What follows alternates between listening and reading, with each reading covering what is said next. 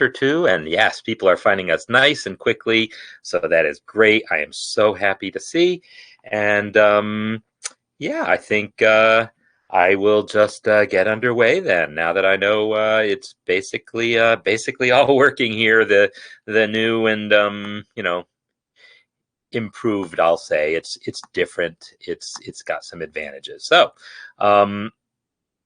let's hear some music, shall we?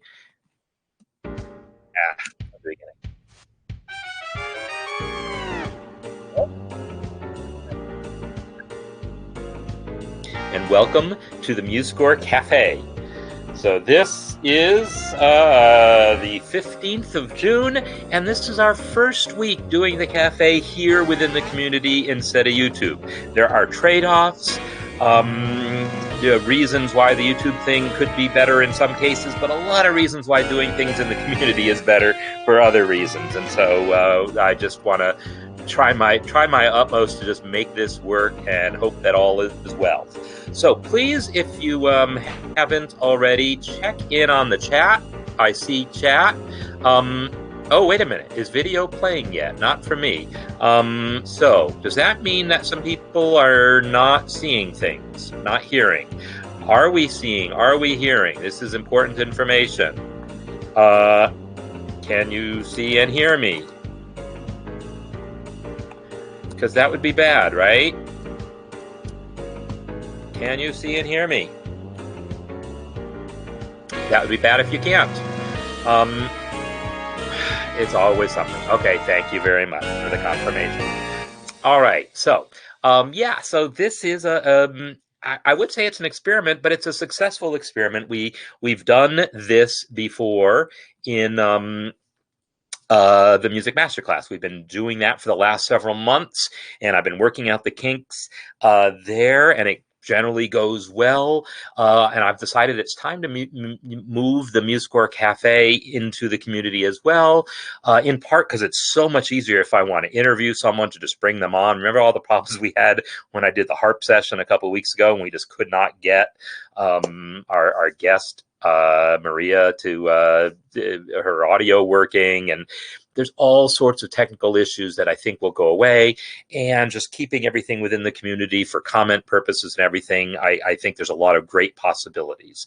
So I hope you all bear with me if there's anything weird that goes on today, because I'm doing the cafe this way instead of the masterclass. Just bear with me and keep letting me know. So if Peter, you can't see or hear, that's so that's interesting. So if Peter, let's see.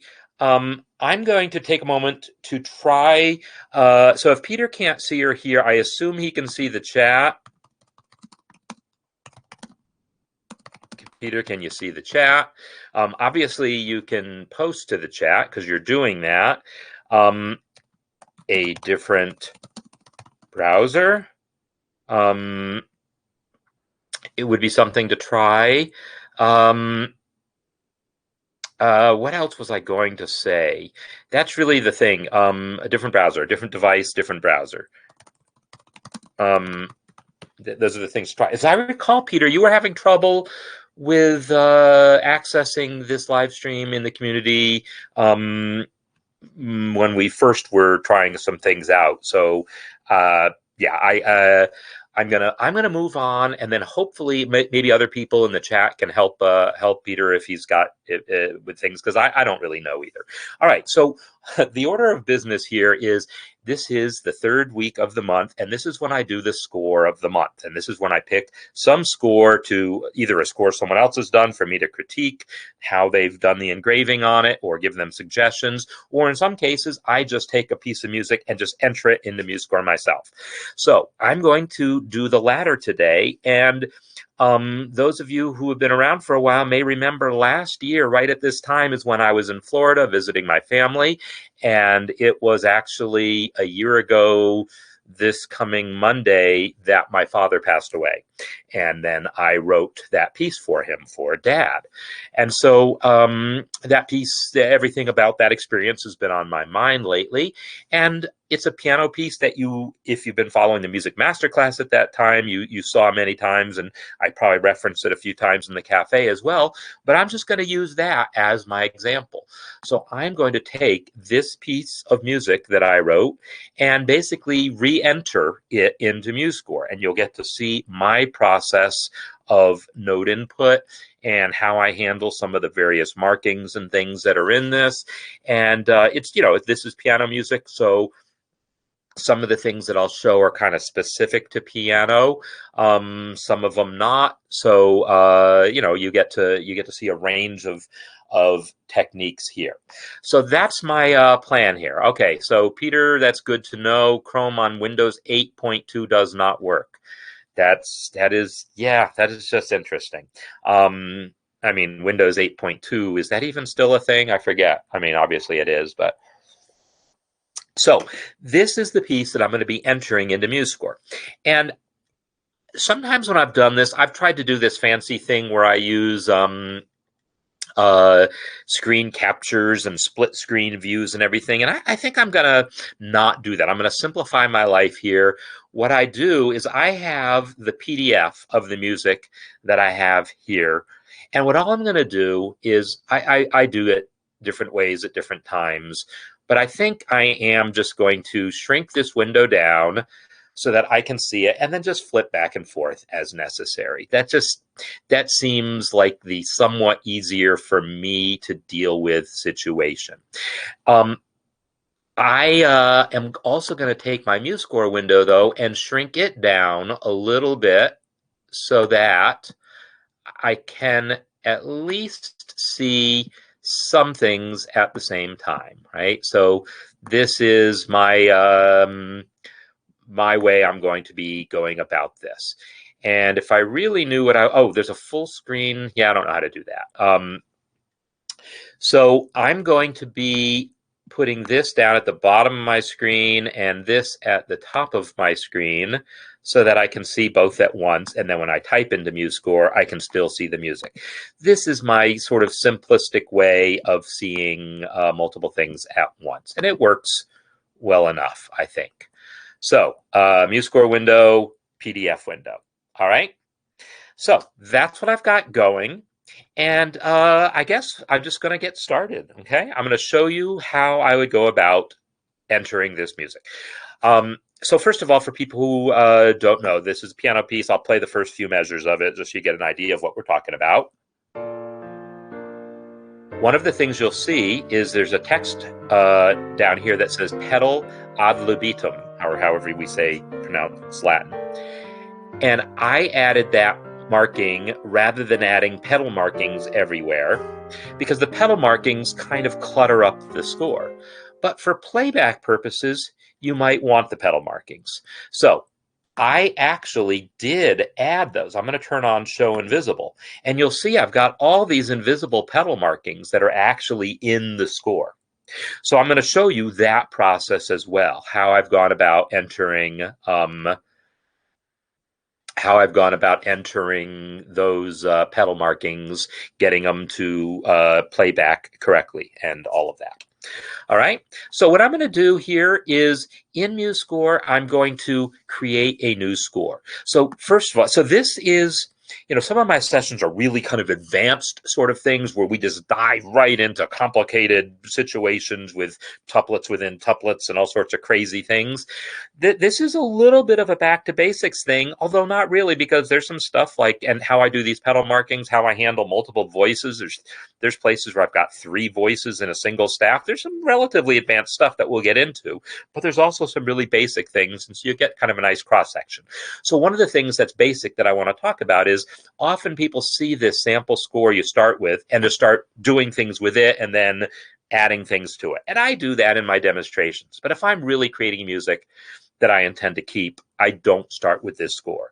I instead use Control N or File New or the, I'm in my custom editing workspace that I like. That's kind of simplified my toolbars and all. And I don't. So I actually eliminated the some of the icons that are normally on the toolbar, like the one to create a new score, because I don't need it. I know Control N does that for me. Anyhow, I will enter a title for Dad. I enter my name as the composer, and then if I want to enter a copyright, and now here's the thing, that copyright symbol, actually it's 2021 is when I wrote the thing, that copyright symbol you can't get to from here. So there is a way I'm going to show you how to get the copyright symbol into your copyright message, because this comes up periodically and it's worth knowing. So for now, I'm just going to leave that parentheses C out of there because it's not right anyhow. All right, so now I go on to the next screen. At this point, I pick the Grand Staff template. I could say solo and pick piano here. That does essentially the same thing. Or I could say choose instruments and say keyboards, piano, add to score. All of those do basically the same thing. So I guess I'll since I just finished with this one, I guess I'll do this. If you've got other instruments to add, you can do that also. I'm going to go ahead and do something that you may have seen I almost never do, which is I'm actually going to pick the key signature here. Usually I'm lazy and just say, no, give me the score, and then I change the key signature and change the time signature. But I'm going to go through the wizard because it is nice if it can set it up for me. So 2 flats is my key signature, and 4/4 is my time signature. There's no pickup. The tempo, sorry, is I want a tempo marking, and it's 60 beats per minute. And how many measures is it? I don't know how many measures the piece actually is. It's more than 32. I'm going to say it's 40, and then I'll either add or move from there. It doesn't really matter. And now I can say finish. So now I have my score basically set up, and this is, how I would normally do things. So my score is basically set up, and now the first thing I'm going to do is look at some of the other things that are missing. Okay, this should also say expressively. So I just double-clicked the text, and I type in expressively. And now I have expressive. Ooh, and let me double-click again and edit. I'm using Control left arrow and Control right arrow to move kind of a word at a time. Make sure I've only got one space in there. Yeah. So expressively, quarter note equals 60. Great. And I'm going to just go ahead and save this thing now too, so that it's got a file and lives somewhere for real. So I'll save it under my Mastering MuseScore folder, under Cafe, 2022, for Dad. Save. So I always save early so that I don't get caught later with a crash or something funny that goes on, and I don't know where my work is. I want to know where it is, and I want to know what folder I've put it in. So I put it in my MuseScore Café folder I have divided up by years, so it's my 2022 folder. All right, so speaking of the year, the copyright message. Here is my little hack for copyright. I'm going to edit the title, and I'm going to press F2 to bring up the special characters dialog. And now I'm going to click the copyright symbol and then close the dialog. I now have a copyright symbol that I can select and cut. So it's gone from there, but now I can paste it into my actual copyright message. So again, I double-clicked the text. F2 is how you get to that special characters. If you're on a Mac or on some PCs, depending on how your system is set up, you might have to press FN. There might be an FN button to press along with the function key. That all depends on how your computer is set up. But pressing F2, or for that matter, this icon here at the lower left, clicking that will bring up that special characters dialog also. So I have now cut that copyright symbol, and now I'm ready to paste it. Where do I paste it? I'm going to go to File, Score Properties, and here under Copyright is the place where I can paste it. and add a little space, and okay. And now my copyright message is there with the copyright symbol. So that is my little hack for copyright symbols. I will take advantage of special characters to enter it into my title. Why the title? Because it's a piece of text that I know is always there in the new score that I've created. Or I do it with the tempo marking. Or I just add a staff text, whatever. Any piece of text, just edit it and use special characters to give yourself a copyright symbol, and then cut and paste it into score properties. Okay, so now I'm ready to start entering some notes. So I'm going to look at the score here in MuseScore just so you can see it a little better. And what you're going to see here is there are multiple voices, right? I'm going to zoom in here. You can see the stems up here, notes, and down here are stem down notes, right? That's multiple voices. The stem up notes are voice 1. The stem down notes are voice 2. There are some places where there's going to turn out to be 3 voices. And if you are sharp-eyed, you might have already seen one place where that happens. But I'm just going to start entering my notes. I typically will enter one voice for a while. What do I mean by a while? Well, whatever I feel like is what I mean by a while. So I'm going to enter, say, those first 4 measures, voice 1. So 6 for half note. I guess I should change to the regular advanced work. No, I'm going to go to my Café workspace, which is basically the advanced workspace. So if I choose to customize it. So this is more how you're used to seeing things, right? It's just a little more cluttered. What I did is I customized it, and I've got other episodes where I talk about customizing things. I customize it to get rid of the icons I don't need, so I only need 1 row of icons, and I find that more convenient. But for demonstration purposes, I'll go ahead and leave myself here. So again, I'll click the first measure, N for note input, and I'm going to start entering the voice 1.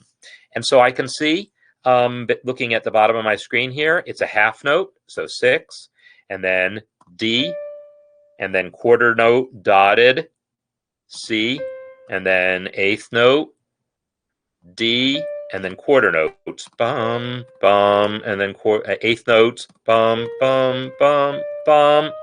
Now, the next thing that I have going here is a chord of 2 notes, C and F together.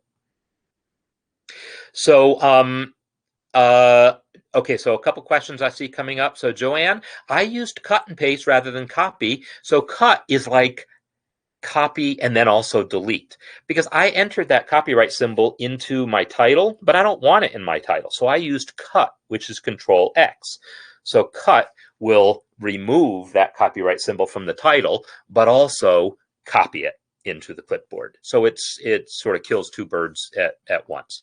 So, and yes, Peter, to get to that, to get to the point we have the special characters, you need to be editing the text, not just have it selected, but actually be editing it. So you have to have double clicked the text. All right. So back here to what I'm entering here, there's now 2 notes at a time, a C and an F. And I know from experience that I'm going to do better entering them bottom to top. So I'm going to enter the C, a quarter note, 5, and then, whoops, I need to be back in MuseScore. 5, C, and then Shift F. So there's that chord, and then B flat and D. And the next thing I have is a D and a G together. So I'll enter the D and the G together. Now, I know full well when I did that I probably should have selected the dot first, but I'm not going to worry about that. I can enter the dot afterwards. There's a command that basically adds a dot after the fact. It's Shift W. That adds the dot after the fact. In fact, if I press Shift W again, it doesn't add another dot. It actually goes to half note. Shift Q goes the other way. So dotted quarter, quarter, eighth. Dotted eighth, eighth. It basically lengthens or shortens the duration. So Shift W and Shift Q do that using dots. W and Q do that without using dots. So Shift W, quarter note, there it is, my dotted quarter. All right, now I just need an eighth note D. So now we come to this third measure here. This is, I mean, the fourth measure. This is the one that actually has 4 voices. Check it out. I'm going to actually just flip over here so you can see it a little bigger. We have our dotted half here and then quarter here, right? So dotted half there, those 2 notes, and then the quarter note there stems up. That's voice 1. Voice 2 is this series of quarter notes with the down stems here. An F, an F sharp, G, and a G flat. Voice 3 is this half note. It's actually voice 4, stems down. So voice 4 is this half note, and there's nothing actually there for voice 4 on beat 1. Well, I say there's nothing. Let me zoom in further. Can you see it? There's an invisible rest I placed there. So an invisible half rest is voice 4. So there are 3 voices here, 1, 2, and 4.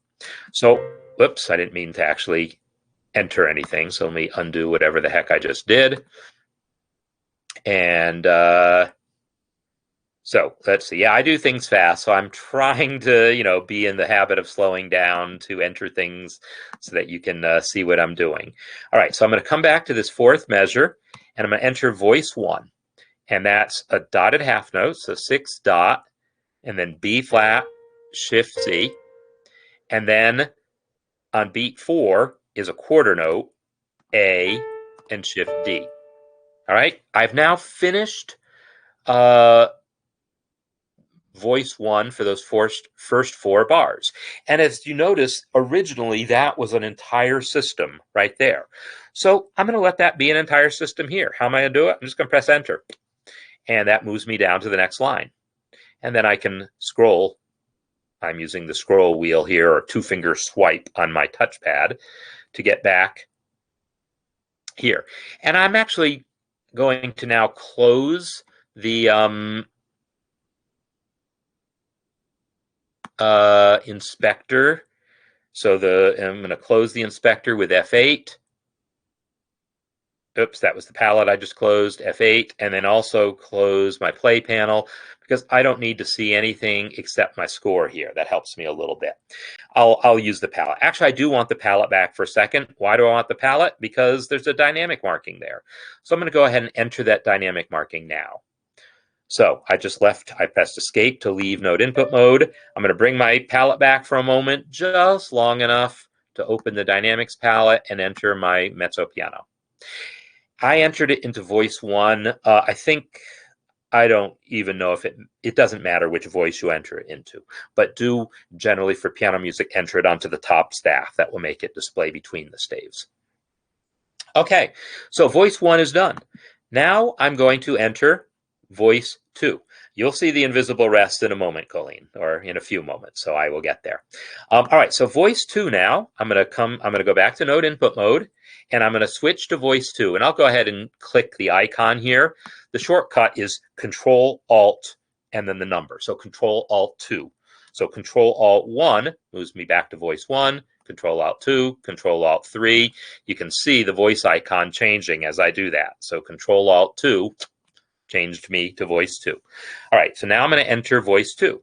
So it's quarter notes, and there's an F and an A, and then a D, E flat and A, D, E flat and A, C, F sharp. So I enter the C, and then I use the up arrow. Yes, there are shortcuts, and there's ways of entering the sharp directly. I typically forget and just use the arrow keys, and that's just my workflow, and it's fine. So C, and then another F, but notice this one is an F natural, so down arrow to move it back to F natural. Then I have a G flat, but notice that G was in the wrong octave, so Control up arrow, and then down for the G flat, Shift B for the B flat. So now this third measure here, voice 2, has a half note F. Whoops, I didn't mean to press that. Undo. And now 5 for the quarter note, a B flat, and then an F. Now this F is tied to a quarter note, So since quarter note is already selected, all I got to do is press plus to create the tie. That, since 5 was already selected, it added a quarter note and tied it. Now I need an E and an F sharp together. So I enter my E, still a quarter note, and it comes out as an E flat. Up arrow makes it E natural. Shift F adds the F. Up arrow makes it F sharp. Now voice 2 continues this thought with a G and a G flat. So let me enter that. G and then G flat.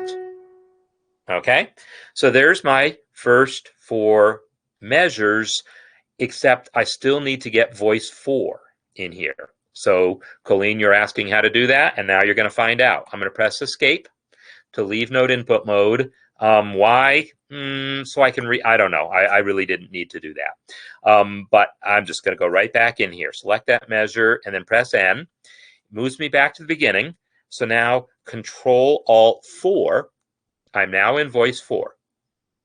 So what I want to do, if you look at what voice 4 really is, it's nothing for the first 2 beats and then a half note. So I'll enter a rest for those first 2 beats. 6 and then 0 is the shortcut for a rest. Now, I don't want to see that rest because I don't need to see that rest. Now, you have to be careful about this. I'm going to actually just move that rest down. I'm just using the down arrow to move it down. And now I'll enter the next note, which is another half note, and it's E. Whoops. It's E down an octave. So there it is. So that's what I got just entering things. But now I'm going to leave note input mode and really take a look at this measure and think about it.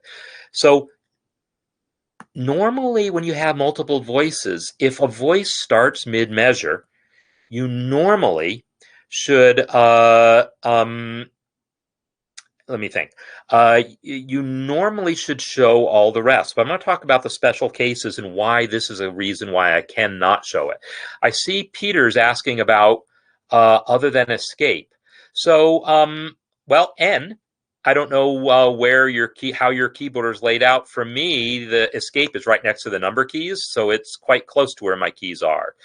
Fingers are already, because I'm already right on the number keys, usually with my left hand. But, so, do you mean you're using a MIDI keyboard, maybe?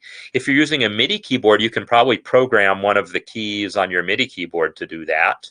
Under Edit, Preferences, Note Input. Here's how you can program up your MIDI keys. But for that matter, you can also go to Shortcuts, Edit, Preferences, Shortcuts, search for Note Input in here, and you'll see the note input command somewhere, the plain note input command. Right here, note input, toggle entry normal mode. That command, you can then say define and enter your own shortcut there. So escape gets you out of note input mode, but N will put you in or out. So it toggles it on or off. So if N is convenient for you, use that. But here you can add another shortcut also. So anyhow, that's that question. So now I'm going to, so on my keyboard, the number keys are right next to escape, but maybe you've got a numeric keypad that's separate from the escape, maybe. So in any case, yeah, either use N or you can customize that shortcut. So now let's now return back to the question of why this rest is optional here. It's optional because normally if you have a voice that enters mid-measure, and by the way, right now I have a quarter note and a half note at the same time, and MuseScore is displaying them on the same stem like that. There are situations where that might be okay, but this isn't one of them.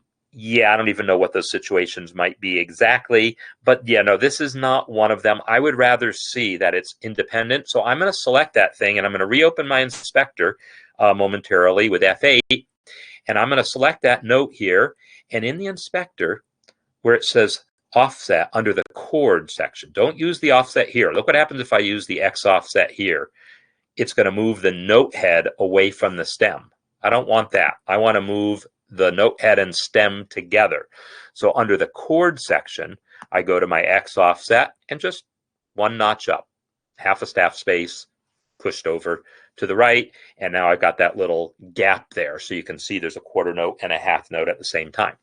So anyhow, this half note comes in at the same time as that quarter note. Because of that, I don't need to see a rest in front of it.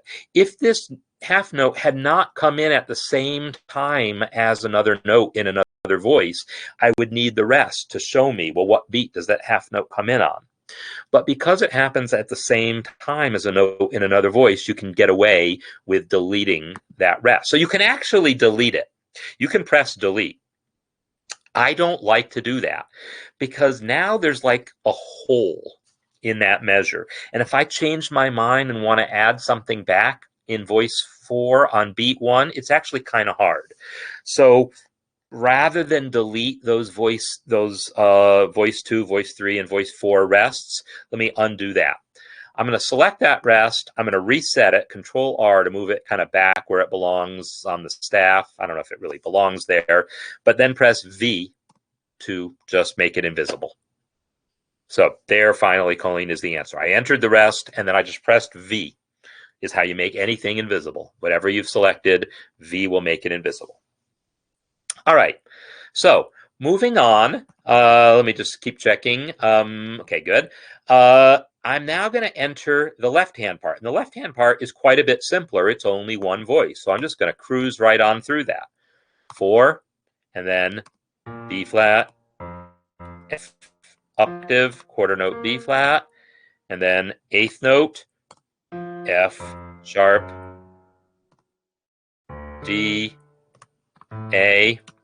Now, for these big, wide arpeggios like this, often it's getting the octave wrong because it's always trying to make close arpeggios, which would have gone in the opposite direction. These widely spaced arpeggios that I have here with intervals of a fifth or more, MuseScore doesn't like that. And these are cases where you might maybe actually resort to mouse entry. I normally avoid it like the plague, but I'm going to do it here just for fun.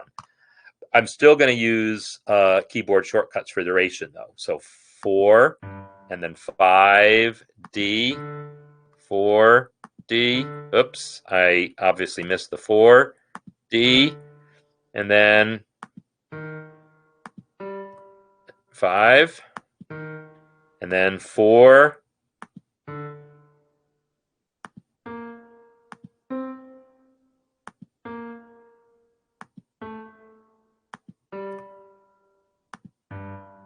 yeah, it's not so bad. It's awkward for me compared to typing. But you miss sometimes. I guess I'll undo and just do that again. Now 4 and tie.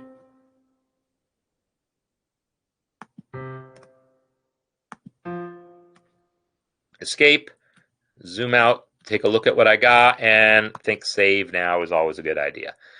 So I've saved, and oh, so Peter, how to select something behind something is a great question.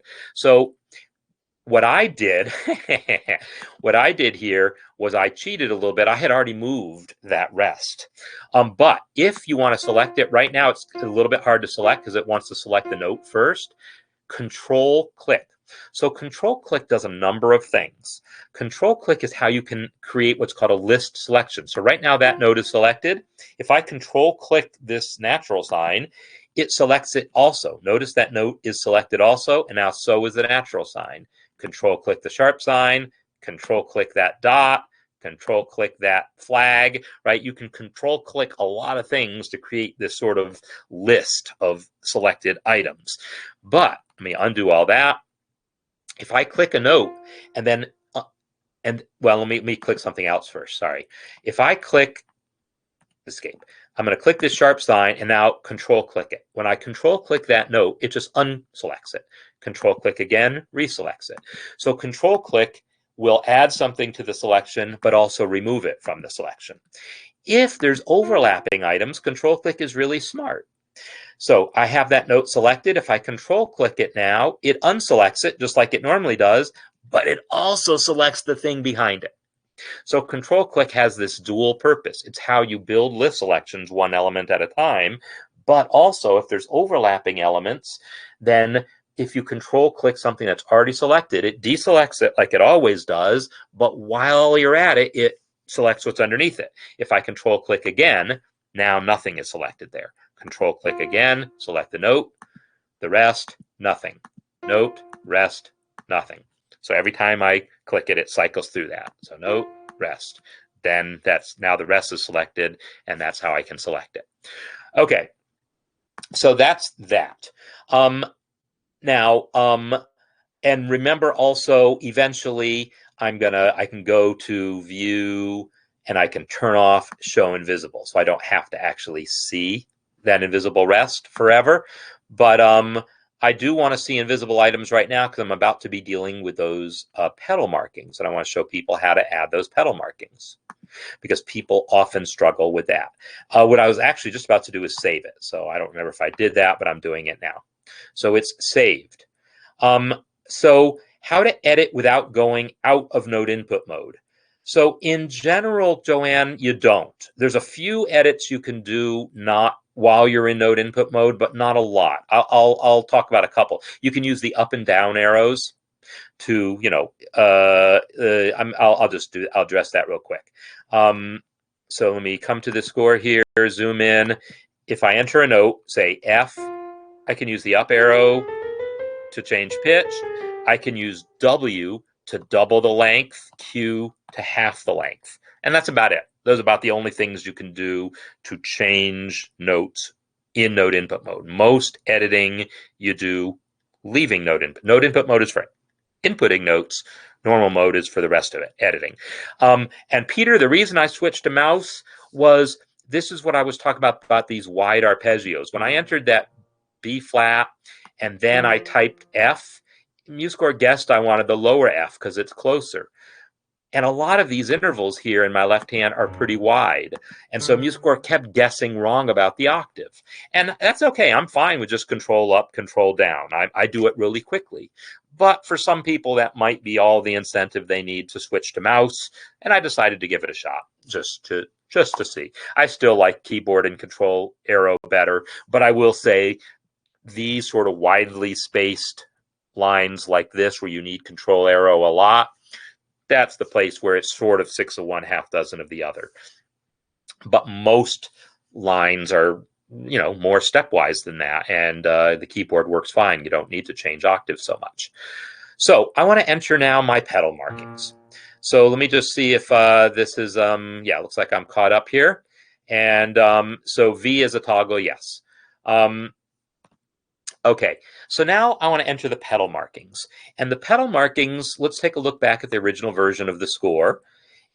You can see here that they basically change where the chord changes, right? So it's on beat 1, and then changes again right on beat 3, right again, right on beat 1, right again, right on beat 3, and then right on beat 4, because that's where it changes from 4 to minor 4 to 1. And you all know how much I love that minor 4 chord. I couldn't even go 2 bars of this song without bringing in a minor 4 chord, right? And if you don't know what I mean by minor 4 chord and how much I love it, be checking out all my music master classes where I talk about, harmony and stuff. So that's on Thursday. Same basic idea. Come here to the community, but then on Thursday, same time is when I do the music master class for any of you who are newcomers. So what am I doing now? I want to show you how to enter those things. So come back to my new score here. I'm going to select the first note and then shift click the last note of my selection. I want my pedal marking to start on the B flat, end on the F sharp. So now I'm going to open the lines palette and enter this guy right here. It's got the squared off start, but the angled end. And that gives me the start of my pedal marking. Now I'll select from the F sharp to the G and do the angle to angle. And now from the G to the E flat, angle to angle, E flat to E flat, angle to angle. Now the thing is, I'm going to be needing that angle to angle a lot. right? Because once you start the pedal, from then on, it's just all angle to angle. I'm just going to keep using that same element a lot. So what I want to do is I want to simplify my life there. Well, there is a shortcut that you can use to reapply the most recent palette element. It's a great shortcut to know about. What is the shortcut? That's a trick question. There isn't one by default. I had to define one myself, but you can do that too. I don't mean that, by some special privileges. I mean the same thing I showed before. Edit, Preferences, Shortcuts, and now in my search box, I'm going to search for Apply. It's this command here, Apply Current Palette Element. You can then go to Define and then type your shortcut. And as you can see, I have typed backslash. Backslash is my shortcut. I did this, months ago. So backslash is my command now to reapply whatever the current shortcut, whatever the most recently applied palette item is. So check this out now. I can now select from here to here, press slash. Select from here to here, select slash. Select from here to there, slash. And I got to look at my original to see really what it is. Oh, it changes there. Did I really change pedal there? I guess I did. And then it's really basically one beat. It's one beat at a time from that A. So let me undo the most recent thing I did, and this time select from here to here.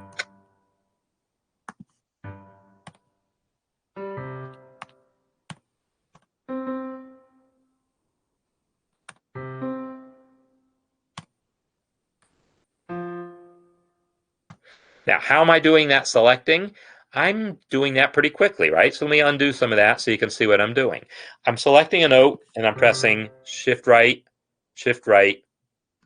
until I got to my next beat and then my slash. Now, to select starting at that C, I'm going to press the right arrow, which moves one past where I just was, and then shift left. And then my slash. Right arrow again to move past, and then shift left. So right arrow, shift left, or shift left, shift right is how you extend a selection. So I'm pretty good at doing these selections just with the keyboard, and by using the right arrow, using left or right arrow to move to the start of my selection, shift right to then select to the end, or vice versa. And I never know. Like if I press the left arrow right now, to be honest, I don't know where I'm going to be. But I press it, and then here I am on this C here. So now I just press right to get where I want, and then shift right again to get where I want, and then enter my next pedal marking. So that's how you enter those pedal markings. Now, I'm going to save the score now. If I was doing this for real, I would leave all those pedal marks visible. Why? Because I want to make them invisible all at once. I don't want to spend a lot of time making some invisible and then spend some more time making more invisible later. I'll just leave them all visible. And then also, if that makes it easy for me to edit them when I'm listening to the playback, if I decide I don't like it. But the way you can select all the pedal markings then is you right-click one, select all similar elements. And now all the pedal markings are selected, and then V. And now they're all invisible. But again, I would normally wait until I was done with the entire score to do that, because then you can do them all at once. Because now if I enter more pedal markings, I'm going to have to do the same thing to that. So I don't want to have to do that. So I'm just going to leave the pedal markings there so I can keep playing with them if I want, and then I'll just make them all invisible by the end. Now, I'm clearly not going to enter this entire piece into MuseScore. I mean, realistically, I could have entered those first 4 measures within, I could have entered them in a minute, probably, if I just wasn't stopping to talk about it. But stopping to talk takes time, right? So I'm never going to finish this piece today. I'm just showing you things. But I am going to enter that text. So that text, you can see it's below the staff and it's in italics. That is typical of what we call expression text. So some kind of text, there's 2 types of text that are generally recognized in music engraving. There's what we call technical instructions that tell people physically how to play something. And then there's what we call expressive markings that say more emotionally how it should sound. This is sort of a little bit in between, because Petal is a pretty physical thing, but it's telling them to do it as you feel it. So it could be either type of text, but more specifically, because we know Petal markings go below the staff, I know I want it below the staff. But this is the difference. Technical instructions typically go above the staff in plain font. Expression text typically goes below in italics. So for plain text that goes above the staff, normally you would enter that. If I needed some, like if I wanted to say something like, I'll use Control T for that, and then I can type some technical instruction like use your palm. Not that that really makes any sense, but that's where you would put in a technical instruction. So Control T for staff text puts it in plain font above the staff. But if you want something italics below the staff, it's Control E for expression text. And this says Petal ad libitum. So that does it. Now you can also, I could have entered that. I could use Control T for staff text, Petal ad libitum, and then I could then select that text and come over to the inspector and make it italic. And I could also press X to flip it below the staff. And now it's down here below the staff. Either of those methods works, but I chose to use expression text. So black screen of death. Oh no, really? Crap. Really? It doesn't look that way to me. Are other people seeing that? Are other people seeing black screen also? Because it looks like it should be working to me. Looks like it should be working. Can I access this on my phone? That's one thing I don't actually know, is whether or not this works. So if you do have the black screen, leave and come back, Dennis. But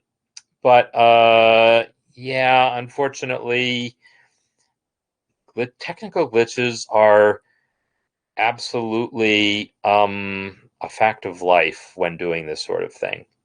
So I'm trying to bring this up on my phone, but someone else tell me, if you, as soon as you see, if yeah, it's good for everyone else. Okay, good to know. But I do want to try to bring this up on my phone, so give me a moment to do that, to see if I can, because I don't actually know. Oh, well, there's the chat. And there's but it's muted. I need to mute myself. Give me a moment. Yeah, I'll just kill this. Okay. Nope. It's not dead yet. All right. So that's good to know that I can do that, though. All right. So glad to see that most people are seeing me loud and clear. So let me see. I'm going to now skip around a little bit, and I'm going to return to the original score, full size, and just see, what else there is here that's interesting or unique. Because a lot of this is more of the same, right? There's multiple voices, and mostly it's two voices. I can see there's only two voices for most of this. Here, it's also two voices. Again, I can tell this half note comes in mid-measure, so there must have been an invisible rest there, but it's just two voices doing normal things, two voices doing normal things, two voices doing normal things with another dynamic marking. This is all stuff we've seen, all stuff that we already know how to do. Hey, look, here's a measure with a hairpin. So let's go ahead and jump to that. And while I'm at it, let me go ahead and do some of this other business. Like you can see that this score actually has been entered with 4 measures per line. This is a thing that's kind of a personal choice. about how you format your scores. Certainly people who are jazz musicians who read from lead sheets a lot, we're very accustomed to exactly 4 measures per line. But also, this piece is basically 8 measure phrases, and 4 measures per line is really nice because it means each phrase starts at the beginning of a line. So it's a pretty good way to do things, and it does work out pretty well where for most of the piece, if you do 4 measures per line, you end up with 2 nice full pages. But you can also see there's some places where I only have 3 measures per line. In fact, for the whole second page, it looks like I can't even get, because I got all these 16th notes going on. So what I'm going to do is I'm going to just enter some breaks to get me what I want here. So it looks like I've got 1, 2, 3, 4, 5 systems of 4 bars per line. So I'm just going to go ahead and enter that in my score. So I'm going to shrink down in my score, and 1, 2, 3, 4, hit enter. What I did was I don't really want to have the whole range selected. I really just want to have the last measure selected. So hit enter there. 4 measures, hit enter. 4 measures, hit enter. 4 measures, hit enter. So then I've got my score kind of laid out the way it eventually wants to be, and now I'll save again. Then I can return to my score to see where this was. It was measure 16. So I'm going to go ahead and enter measure 16 so you can get that diminuendo in there. So voice 1 of measure 16. Where's my measure 16? It's right here at the end of this system. Voice 1 is that whole note 7, B flat, and then I'll enter back there and enter voice 2. Ooh, there's cross staff notation in there. Fun. I'm going to do that too. So voice 2 is this quarter note. So let me go to voice 2, Control Alt 2, and then quarter note, C, down an octave, D, F. And then what happens on beat 2 of voice 2? Nothing. Beat 2 is kind of missing. Now this measure is a little wonky. I'm not going to lie. Beat 2 is a bit, beat 2 is wonky. So yeah, and I'm sorry, I don't know about the what happens when the screen goes black and what makes that happen for some people and not others. I wish I knew how to fix those problems or diagnose them or whatever, but I'm glad it's that easy to leave and come back at least. So yeah, this measure is a little odd. Let's take a look at it a little full size here so we can see it a little more closely. Beat 1 is this quarter note. Beat 2 is a rest that I made invisible. Why did I make it invisible? Well, because now this arpeggio that's going on here kind of allows you to see what's happening. Now that I see this happening, though, I don't like this. I don't really like how it looks. It looks like there's just something missing there. I'll tell you what I should have done. I should have taken that B flat here and pushed it up to the top staff as part of this cross staff notation. So bear with me, and I'm going to fix that, and I'll make a better version of this. So, and then you'll understand what I'm talking about better. As I make it better, I think you'll understand why I say it's better. So let me continue, though. I've got my quarter rest, and then it looks like next, wow, there's 3 voices here. So the top voice is the whole note B flat. Second voice is this descending 8th note thing. So go back to note input mode in voice 2. It looks like I'm in voice 2 already. And then 4 for my 8th notes, F sharp, F, E, natural, E flat. Now these notes I entered into voice 2. I could have used voice 3 because I want them to be stems up, right? But I think I'm just going to flip them. I'm just going to press X to flip it up.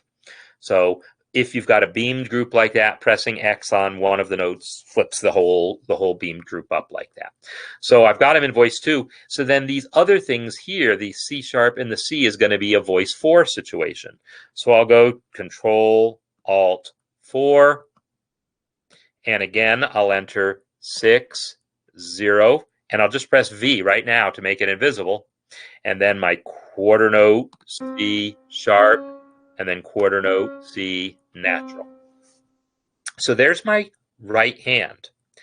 My left hand has this thing that's what I'm calling cross staff notation.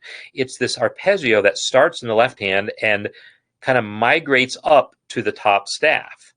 To be honest, I'm not sure why I notated it that way, but I'm not going to second guess myself about that.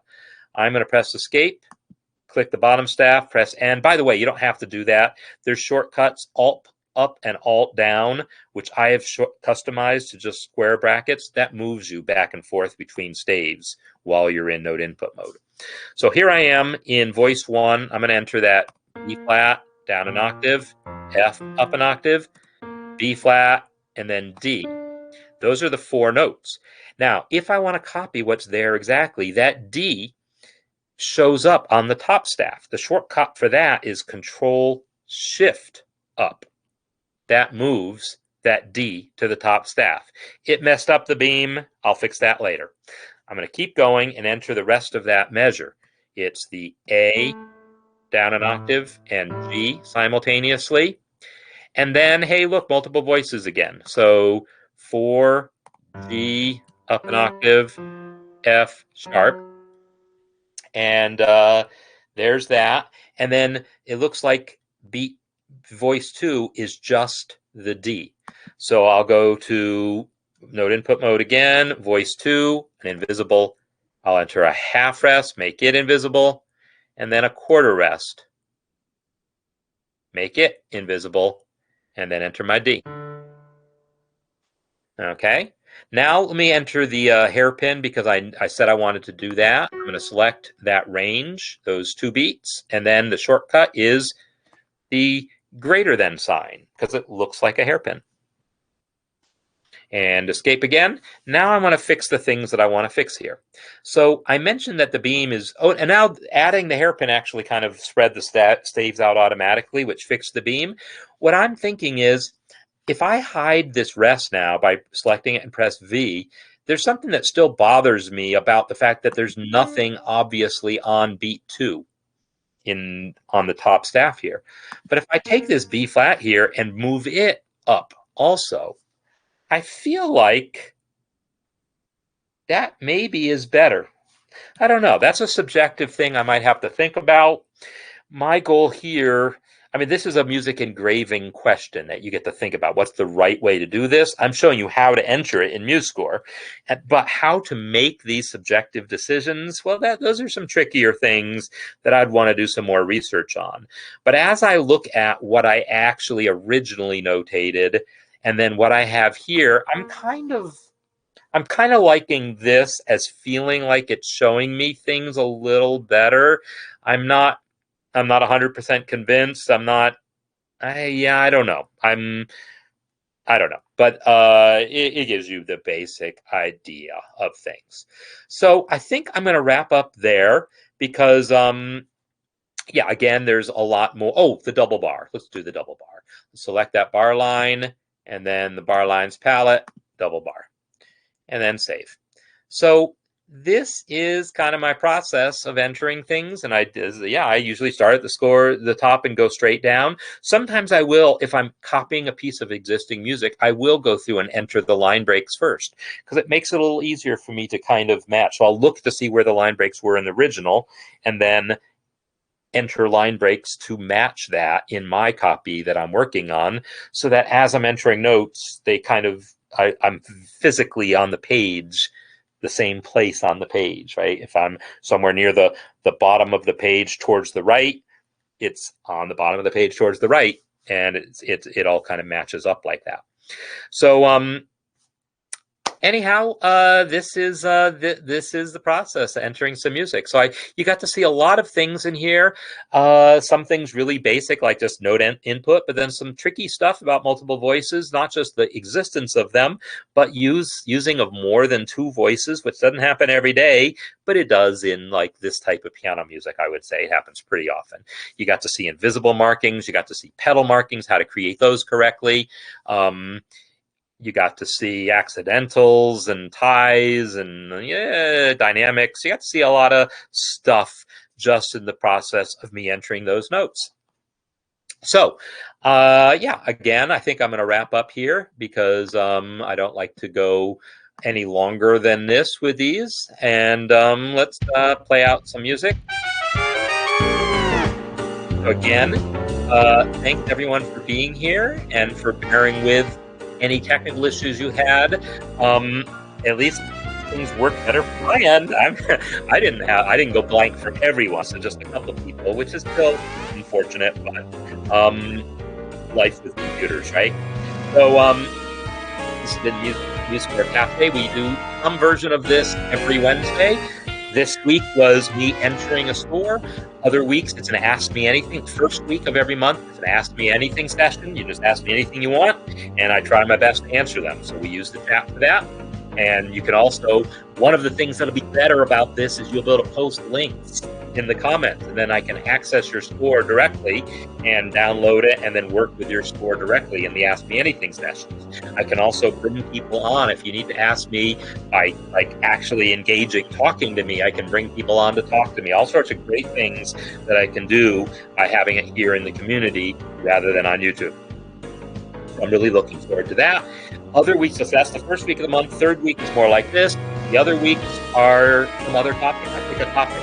Next week, I want to talk about MuseScore 4 a little bit. We're starting to open up now contributions to the handbook. We're looking for people to help us write the MuseScore 4 handbook. So I want to talk about documentation, and I want to talk about MuseScore 4 a little bit, and that's what we'll be talking about some next week.